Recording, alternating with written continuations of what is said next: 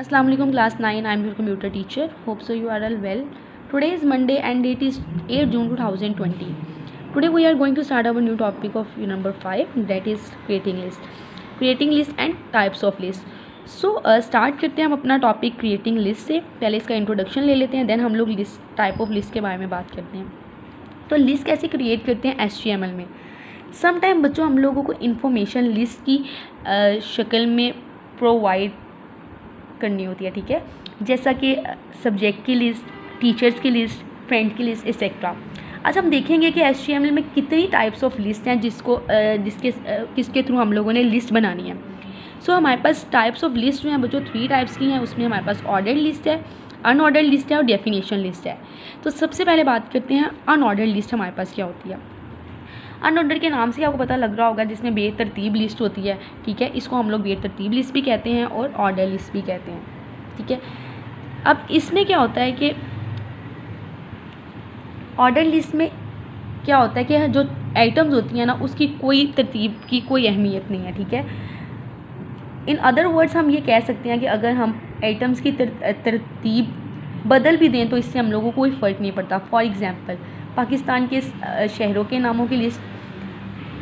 Unordered list बनाने के लिए हम लोग टैग कौन सा यूज़ करते हैं, UL यूज़ करते हैं और इसको ख़त्म भी हम लोग UL से ही ख़त्म करते हैं कुछ इसकी इस फॉर्म में, ठीक है. लेकिन हर आइटम को टैग हम लोग LI का यूज़ करते हुए बनाते हैं, ठीक है. जैसे इसने इधर लिखा हुआ है UL बना अनऑर्डर लिस्ट है, लेकिन हमने लिस्ट बनानी है तो LI को यूज़ किया. इधर जो लिखना है वो लिखेंगे और उसको ख़त्म कर दिया, ठीक है. उसने पूरा एक आप लोगों के पास कोड दिया हुआ है और उसका आउटपुट भी दिखाया हुआ है. हम लोग इसको प्रैक्टिकल के थ्रू साथ साथ देखते जाते हैं कि हमारे पास अनऑर्डर लिस्ट कैसे बनेगी.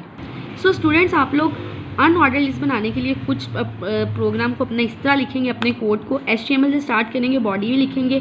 हेडिंग आप लोग कुछ भी दे सकते हैं. मैंने अनऑर्डर HTML की ही हेडिंग दे दी. उसमें आप लोगों ने UL को यूज़ किया, LI अली अहमद जैन लिख के इसको आप लोगों ने क्लोज़ किया. अब मैं आप लोगों को इसी का वो दिखाऊंगी कि किस तरह आप लोगों का इसका आंसर आता है.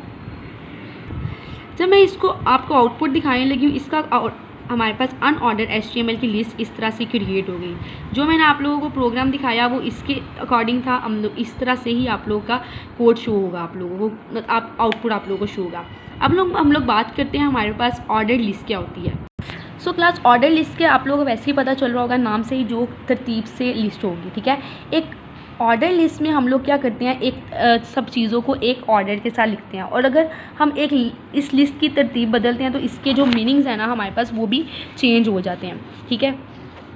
फॉर एग्ज़ाम्पल आपके टीचर आपके ऑब्टेन मार्क्स की बुनियाद पर एक लिस्ट तरतीब देते हैं, तो उस लिस्ट में तरतीब या ऑर्डर की बहुत ज़्यादा अहमियत है, ठीक है.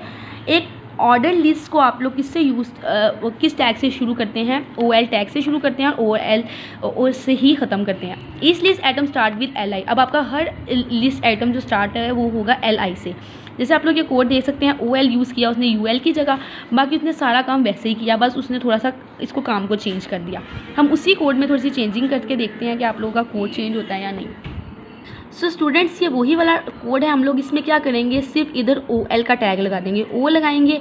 यहाँ पे भी O चेंज कर दूँगी तो आप लोगों का वैसे ही, सॉरी, यहाँ पे भी L लिख दिया और यहाँ पे भी L लिख दिया. अब हमने इस फाइल को सेव किया. जब हम लोगों ने उसी कोड को हम लोगों ने जब चेंज किया, इसको हम रिफ़्रेश करेंगे तो आप लोगों के पास नंबर के साथ आ जाएगा, ठीक है. अगर मैं अनऑर्डर की जगह इधर ऑर्डर लिख दूँ तब भी यहाँ पे नाम जो है वो चेंज हो जाएगा. तो अगर मैं इधर अनऑर्डर को चेंज कर दूँ, अब इसको सेव करते हैं. आप लोगों के पास क्या होगा, इसको मैंने सेव कर दिया. अब आप लोगों के पास जब HTML में इसको पेज को हम लोग दोबारा ओपन करेंगे तो आप लोगों के पास सिंपली क्या हो जाएगा, ये चेंज हो जाएगा, ऑर्डर लिस्ट हो गई. सो अब हम लोग बात करते हैं डेफिनेशन लिस्ट की. सो क्लास डेफिनेशन लिस्ट जो है वो हमारे पास एक और टाइप है आप लोगों की लिस्ट की. इसको हम लोग डेफिनेशन लिस्ट भी कहते हैं और डिस्क्रिप्शन लिस्ट भी कहते हैं. ज़्यादातर लोग इसको बच्चों डिस्क्रिप्शन लिस्ट के नाम से जानते हैं, ठीक है. ये लिस्ट आमतौर पर इस टाइम यूज़ की जाती है जब हमने कुछ डिस्क्रिप्शंस या टर्म्स लिखनी हो और साथ उनकी डिस्क्रिप्शन भी लिखनी हो, ठीक है. मतलब उसकी कुछ डिस्क्रिप्शंस लिखनी हो या उसके बारे उसकी डिटेल्स वगैरह लिखनी हो, ठीक है. फॉर एग्ज़ाम्पल आपने 9 क्लास में पढ़े जाने वाले सब्जेक्ट और उनकी इन्फॉर्मेशन भी साथ लिखनी है। तो आप लोग के लिए ये वाली लिस्ट जो होगी, आप लोग इस लिस्ट को यूज़ करोगे, ठीक है। हम टैग DL को यूज़ करते हुए डिस्क्रिप्शन लिस्ट बनाते हैं और टैग DT को यूज़ करते हुए उसके टर्म्स लिखते हैं और टैग DD को इस यूज़ करते हुए इन टर्म्स को डिस्क्राइब करते हैं, ठीक है। आगे उन्होंने आप लोगों के पास HTML का कोड दिया हुआ है DL DT coffee DD black hot keeping, मतलब देखें एक उसने क्या लिखा, उसकी टर्म लिखी और उसकी डिटेल्स लिखी। तो इसका कोड हम लोग बाद में देखते हैं, पहले हम लोग पढ़ लेते हैं हमारे पास नेस्टेड लिस्ट क्या होती है। नेस्टेड के नाम से ही आप लोगों को पता है कि नेस्टेड लिस्ट जो होती है, जिस लिस्ट के अंदर जो लिस्ट होगी, ठीक है। नेस्टेड लिस्ट क्या होती है क्लास, किसी लिस्ट में एक आइटम की अपनी लिस्ट भी हो सकती है, इसको हम लोग क्या कहते हैं, नेस्टेड लिस्ट कहते हैं, ठीक है। ये इस वक्त यूज़ होती है जब एक आइटम के लिए एक से ज़्यादा ऑपरेशंस मौजूद हो। फॉर एग्जांपल हम एक ही लिस्ट बनाना चाहते हो, जैसा कि आप लोगों को अब दिया गया है आगे कोड में। अगर हम लोग इसका कोड देखें तो हमारे पास नेस्टेड लिस्ट कुछ इस तरह होती है। UL उसके अंदर ही उसने काफ़ी ज़्यादा लिस्ट बना दी। तो इसको हम लोग कोड के थ्रू देखते हैं। पहले हम लोग देखेंगे डेफिनेशन लिस्ट को, देन हम लोग नेस्टेड लिस्ट को देखेंगे। सो क्लास ये हमारे पास कोड है डेफिनेशन लिस्ट का, मतलब आपकी डिस्क्रिप्शन लिस्ट का। देखिए मैं यहाँ पे चेंज कर देती हूँ, नेम को अनऑर्डर की जगह डेफिनेशन HTML लिख देती हूँ या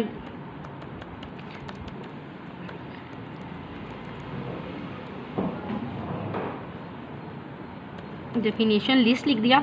अब देखिए मैंने इसको यूज़ किया DL को भी, DT को भी और DD को भी, मतलब ये डेफिनेशन के लिए यूज़ हुआ, ये उसके आइटम्स के लिए यूज़ हुआ, ये इसके डिस्क्रिप्शन के लिए यूज़ हुआ। अगर मैं इसको सेव कर दूं, अब इसके मैं आप लोगों को इसका आउटपुट दिखा देती हूँ कि इसका आउटपुट आप लोगों के पास क्या आएगा।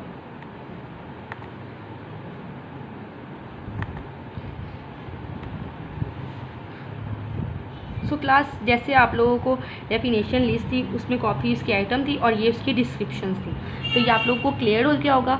अब आपके पास लास्ट जो है वो है आप लोगों के पास नेस्टेड का। सो क्लास ये आप लोगों के पास है नेस्टेड लिस्ट का। देखिए उसमें नेस्टेड इतने ज़्यादा काम उसने एक साथ ही करवा दिए हैं नेस्टेड लिस्ट के, तो इसका आप लोगों का जो आउटपुट है वो कुछ इस तरह से शो होगा। आप लोग देख सकते हैं नेस्टेड लिस्ट, इसमें कितना काम उसने एक साथ ही कितना यूज़ कर लिया।